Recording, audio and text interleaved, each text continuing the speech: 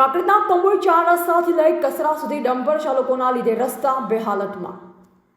કાંકરેજના કંબોઈ 4 રસ્તાથી લઈ કસરા સુધી ડમ્પર ચાલકોના લીધે રસ્તો બેહાલતમાંથી લઈ કંબોઈ લીઝો તેમજ દુદાસણ પાસે બનાસ નદીમાંથી રેતી ભરેલ ઓવરલોડ ડમ્પરો રાત દિવસ દોડે છે। નદીમાંથી રોડ પર ચડતા જ રોડ તૂટી ગયો છે। કંબોઈ કસરા રોડ પર મસ્ત મોટા ખાડા પડી ગયા છે, તેમ છતાં કોઈ કોન્ટ્રાક્ટર કે ના કોઈ સરકારને પડી છે।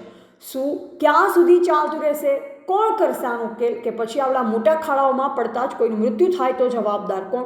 વારંવાર અનેકો મીડિયાના માધ્યમથી રજૂઆત કરવા છતાં પરિણામ શૂન્ય જોવા મળી રહ્યું છે।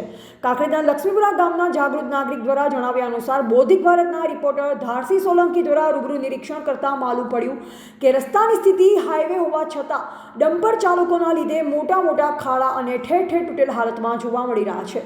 શું સરકાર કે કોન્ટ્રાક્ટર આ વિશે કોઈ ધ્યાન દોરશે ખરા કે પછી યથાવત આનું આજ ચાલતું રહેશે? એક સવાલ બન્યો છે। જોઈ રહે છે કે કોણ તેનો ઉકેલ લાવશે, તો હવે આવનારો સમય બતાવશે। રિપોર્ટર ધારસી સોલંકી, કાંકરેજ।